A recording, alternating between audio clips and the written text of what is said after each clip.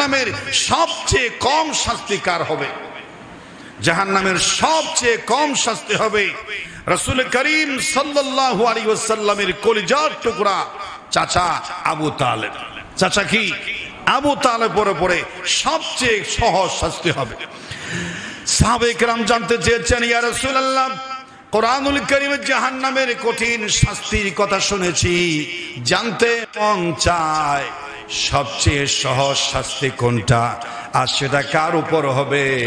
রাসূল করিম সাল্লাল্লাহু আলাইহি ওয়াসাল্লাম জানিয়ে দিলেন, আন নু'মান ইবনে বাশীর রাদিয়াল্লাহু তাআলা قال عن النبي صلى الله عليه وسلم إن أهون أهل النار عذابا يوم القيامة رجل في أحمس قدميه جمرتان رجل في أحمس قدميه جمرتان يغلي دماغه। বুখারী এবং মুসলিম সিহাহ সিত্তার কয়েকটা হাদিসের মধ্যে এটা আছে। রাসূল করিম সাল্লাল্লাহু আলাইহি ওয়াসাল্লাম বলেছেন, ইন্না আহওয়ানা আহলিন নার আযাবান, সবচেয়ে সহজ শাস্তি হবে কিয়ামতের দিন রাজুলুন, এমন এক ব্যক্তির উপরে যে ব্যক্তির ফি আহমাসা কদমাইহি, যার পায়ের মধ্যে দুটি জাহান্নামের আগুনের জুতা ফিতা পরিয়ে দেওয়া হবে।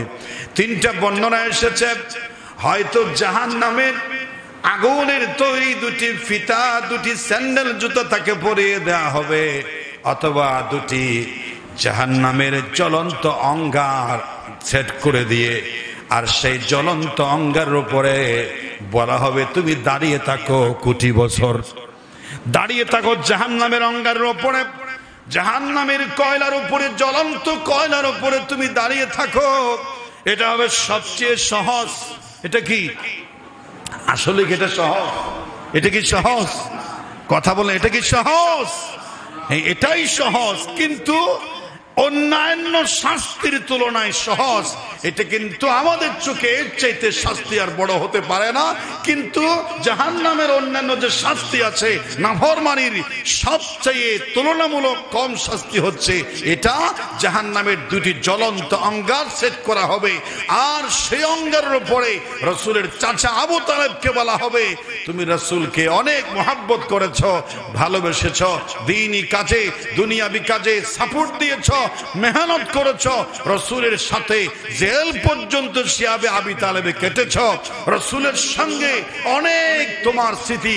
রাসূলের চাচা, রাসূলের বাবা জন্মের আগে মারা গিয়েছিলেন, তারপরে দাদা দায়িত্ব নিয়েছিলেন, তিনিও 2 বছর পরে মারা গিয়েছিলেন। 8 বছর বয়স থেকে শুরু করে আমার নবীজির একেবারে 8 বছর থেকে রাসূলের একেবারে দীর্ঘ শেষ বয়স পর্যন্ত 50-53 বছর বয়স পর্যন্ত আপনি ছিলেন। রাসূলের বাবা হলো, রাসূলের মা হলো আপনি, বাবা হলো আপনি, দাদা হলো আপনি, গার্ডিয়ান হলো আপনি, সব আপনি আগলে রেখেছেন আমার নবীজিকে। এর জন্য সবচেয়ে সহজ শাস্তি আপনাকে দেয়া হবে। মৃত্যুর সময় আপনাকে আমার নবী পায়ে ধরে বলেছিল, এত কষ্ট করেছেন সব বিপরে যাবে, একটু আমার মুখে আপনি পড়ে নেন, লা ইলাহা ইল্লাল্লাহু মুহাম্মাদুর রাসূলুল্লাহ সাল্লাল্লাহু আলাইহি ওয়াসাল্লাম। কিন্তু আবু তালেব কি পড়তে পেরেছিল? পারে নাই। আবু তালেবের যখন সাকরাত শুরু হয়ে যায়, মৃত্যুর শয্যায় যখন শায়িত, রাসূল করিম সাল্লাল্লাহু আলাইহি ওয়াসাল্লাম বলছেন, চাচা আমি আজকে ভাষায় প্রকাশ করতে পারবো না আমার জীবনে আপনার কত অবদান, কিন্তু আমি দেখতে পাচ্ছি জাহান্নামের আগুনে জ্বলবেন আপনি মৃত্যুর পরে। সুতরাং আপনার ভাতিজা একটা কথা আপনি শুনে যান, আমার সাথে আপনি পড়ে নেন কালিমায়ে তাইয়্যিবা, তাহলে কিয়ামতের দিন আমি আপনাকে সুপারিশ করে জান্নাতে নিতে পারবো। জাহান্নামে আপনাকে সেকেন্ডের জন্য যাওয়া লাগবে না। এতদিনের নেক আমল, আমার প্রতি আপনার ভালোবাসা কাজে আসবে যদি আপনি কালিমে তাইয়্যিবাটা পড়েন। কিন্তু আবু তালেব পড়ে না। পড়তে বললে রাসূল, ওইদিকে আবু জেহেল বলে, আবু লাহাব বলে, ভাইরে মৃত্যুর সময় মুনাফিকি করবা না। সারা জীবন তুমি এই কুরাইশ বংশের নেতৃত্ব দিয়ে চলাত মানাত উজ্জার পূজা করেছ, ও সমস্ত খানায় কাবার মূর্তির পূজা করেছ, আজ মৃত্যুর সময় বেঈমানি করবা না, মুনাফিকি করবা না, তোমার জীবনে কলঙ্ক লেপন হয়ে যাবে। খবরদার কিন্তু কলিমা পড়বা না, তুমি বাতিজার ফাতে পা দিবা না, আসার খেও না। উল্টা পাল্টা কথা শয়তান আবু জেহেল বলছে, আমার রাসূল বলছে কালিমা পড়ো, আবু জেহেল বলছে মুনাফিকি করবা না। কিন্তু ভাগ্য খারাপ, আবু জেহেলের কথাটা আবু তালেব ধরলো, দয়াল নবীজির কথা আবু তালেব ধরতে পারলো না। এরপর রাসূল বলছেন, চাচা আমার খুবই কষ্ট হচ্ছে, আপনি কিয়ামতের ময়দানে জাহান্নামের আগুনে যাও দাও করে জ্বলবেন, কিন্তু আমি জান্নাতে আমার উম্মত নিয়ে সুখে থাকবো। ঠিক আছে, আপনার কালিমায়ে তাইয়্যিবায় আমি আপনার বাতিজা, আপনি আমাকে দেখেছেন ছোটকাল থেকে ল্যাংটা অবস্থায়, আপনি আমাকে বাল্য বয়সে দেখেছেন, আপনার ঘরে মানুষ হয়েছি, আপনি আমি রাসূল হিসাবে আপনার মনতে মন না চায়, আপনি আল্লাহকে এক আল্লাহ বলে লা ইলাহা ইল্লাল্লাহ এটা শুধু গ্রহণ করেন, শুধু বলেন আল্লাহ মানি, লাত মানাত উজ্জা পৃথিবীর কোন মূর্তি আল্লাহর সহায়ক মানি না, একচ্ছত্র ক্ষমতার মালিকানা আল্লাহ, আল্লাহ যা চান তা পারেন, আল্লাহ ছাড়া কারো কোনো ক্ষমতা নাই। লা ইলাহা ইল্লাল্লাহ এই শব্দটা কালিমার প্রথম পাঠটা পড়ে যদি আপনি মারা যান, আপনি আমাকে যদি মুহাম্মদ রাসূলুল্লাহটা না বলেন, আল্লাহর কুদরতির পায়ে সিজদায় গিয়ে বলবো, আল্লাহ তোমাকে তো এক হিসাবে মেনেছে, আমাকে রাসূল হিসাবে মানে নাই। শুধুমাত্র আপনার জন্য পৃথিবীতে কেউ অর্ধেক কালিমা পড়ে জান্নাত পাবে না, কিন্তু আপনি আমার চাচা, আপনি আমার জন্য ক্লান্ত পরিশ্রম করেছেন, এর ফল হিসাবে আমি অর্ধেক কালিমা পড়ে আপনি আমার কানে শুনিয়ে দেন, বাকিটা আমি দেখব। আল্লাহর কুদরতির পায়ে সিজদায় পড়ে ওটা আমি মাইনাস করার চেষ্টা করব। আপনি কালিমার অর্ধেক বলেন, কিন্তু নসিব খারাপ আবু তালেবের অর্ধেক কালিমাও পড়লো না, জাহান্নামী হয়ে মারা গেল। জোরে বলেন নাউজুবিল্লাহ। আল্লাহ পাক জিবরাইলকে পাঠাই দিলেন, চাচার সাথে জোরাজুরি করতেছে, কালিমা পর্যন্ত অর্ধেক করে দিলেন।